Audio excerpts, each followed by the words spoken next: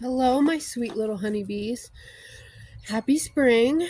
It's a beautiful day out here. Um, Today, what I wanted to talk to you about is what we're communicating in our relationships about how we are to be treated, right? We are always communicating how we expect to be treated, even if we're not saying anything.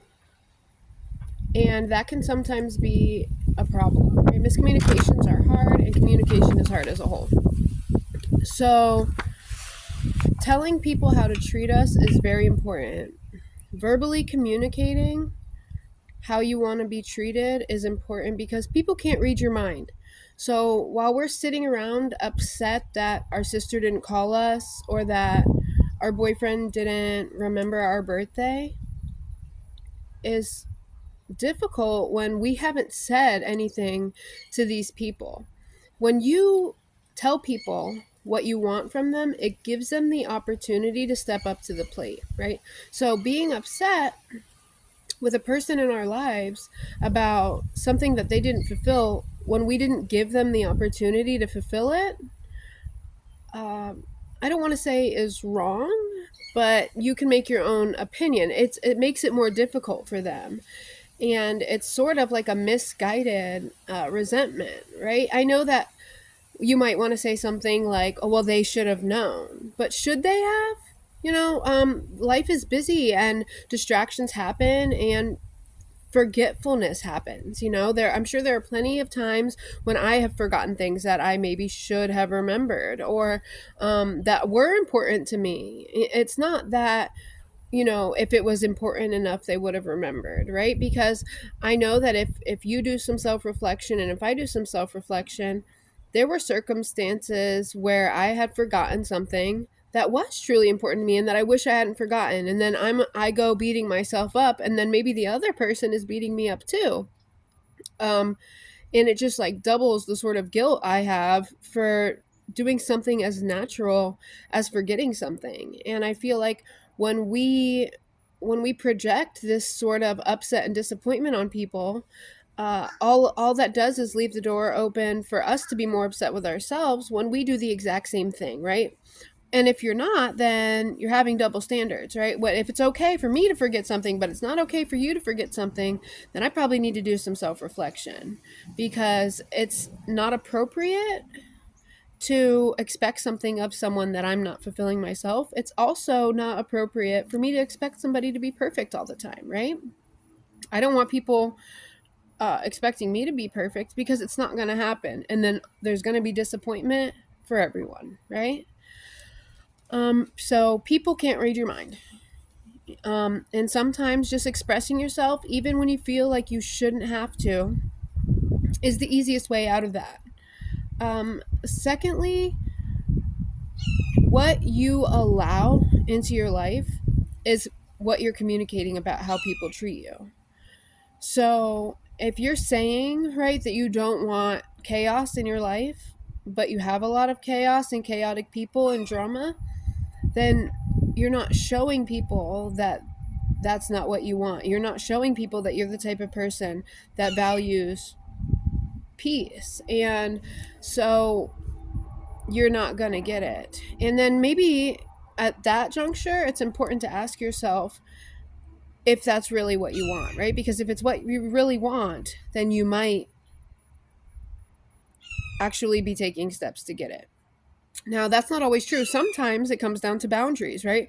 We might want to be able to relax on our day off, but somebody asks us to go out and do something and we feel obligated, and or we just want to be kind, or we just don't know how to say no. And not creating healthy boundaries for ourselves, um, and not saying no for ourselves, gets us into situations that we don't really want to be in. And that is telling people that your ideas about what you want to do aren't important, right? Because you have told yourself, right, that what you want isn't important, what they want is more important. And the more you reaffirm this for people, the more they just assume that, like, oh, call so and so, right? Like, call Brie, she'll always say yes. And it's not wrong for them to think that, because my behavior has shown that time and time again, right? That I am reliable, right? That's how it would come, that I'm reliable, I'll do anything. Not that she has other things to do. And there's a balance with that. You don't always have to say no, but saying no to things that are, when what you have to do is more important, has to come first if we're going to respect ourselves and trust ourselves and start creating a good relationships with yourselves. the the other part of that is action, right? So no matter how much you tell somebody and no matter how much you want to do something, if you're not taking action to follow it up, then you're not going to get the results that you want, right? So you can tell, let's say, your partner that if they behave in this certain way, you won't stand for it, right? You make a boundary, you're communicating, you're saying, I don't like it when you do this. But if when they continue the behavior, you continue to accept it, then you are teaching them through your actions, not your words, that you will accept it. So following up with the things that we say we're going to do is super important, right? We are constantly telling people how we want to be treated. We also tell people how we want to be treated by how we treat ourselves. So in the earlier example of putting other people's needs before our own, right? That is signaling to people, that other people's needs are more important than your own. I know this might sound a little redundant, but it's really important, and I think it might go unnoticed, and we do it all the time.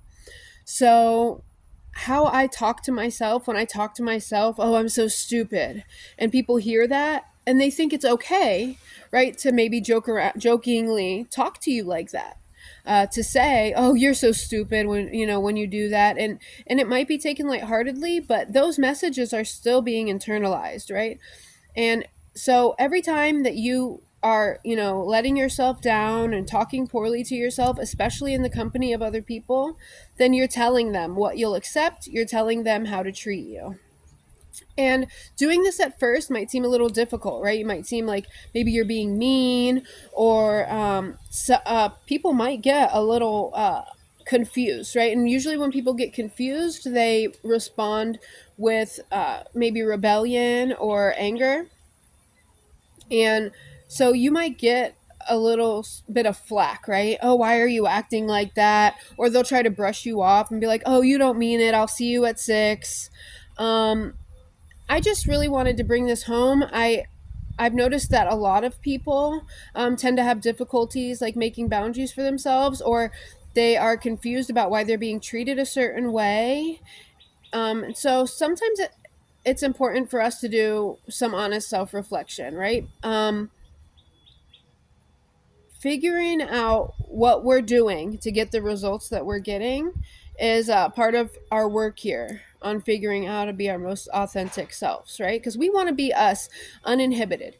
If there's nothing wrong with wanting to be able to help people, I'm only saying, if you are being hurt, if you feel bad about, if you are being let down by the way that other people are treating you, then you need to first figure out what you're doing to change that, right? If you are totally satisfied with the way people are treating you, then this doesn't apply, right? There's not any one size fits all answer for the path to authenticity, right? That is the point. That is like the definition of the word. It's you being yourself.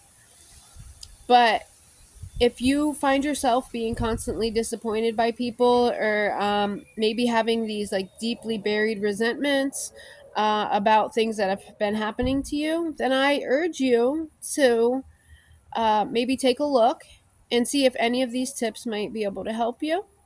Um, I'm going to make a video about forgiveness soon, right? Because sometimes these things do happen and we have to figure out how to move on.